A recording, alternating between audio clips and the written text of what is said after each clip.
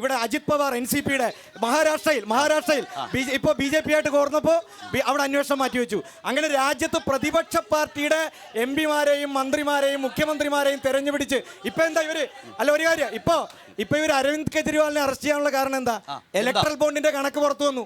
Electoral ബോണ്ടിന്റെ കണക്ക് പുറത്തു വന്നപ്പോ 6,060 കോടി രൂപയാണ് ആദ്യം BJP അക്കൗണ്ടിൽ വന്നിട്ടുള്ളത്. അതുപോലെ അത് കൊടുത്താരൊക്കെയാ? എല്ലാവരും കൊടുത്തു.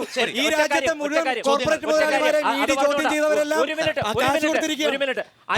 അതിന്റെ പുകമറ അരവിന്ദ് കെജ്രിവാളിനെ കൊടുത്തു. ഇത് കേട്ടോ, ആളുള്ള പാർട്ടിക്ക് കാശ് കിട്ടും, അധികാരമുള്ള പാർട്ടിക്ക് കാശ് കിട്ടും. BJP പ്രവർത്തകർ വിശ്വസിക്കുന്ന എങ്ങനെയൊക്കെയാണ്? അഴിമതിയെ ന്യായീകരിക്കുകയാണ്. 6,060 കോടി രൂപ ആദ്യം അവർക്ക് കിട്ടി. 1,421 കോടി കിട്ടി.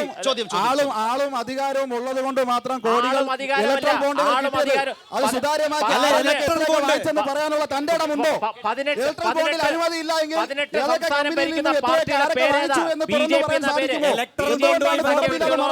സുഹൃത്തിന്റെ അറിവിൽ ആരൊക്കെ കൊടുത്തിട്ടുണ്ട്?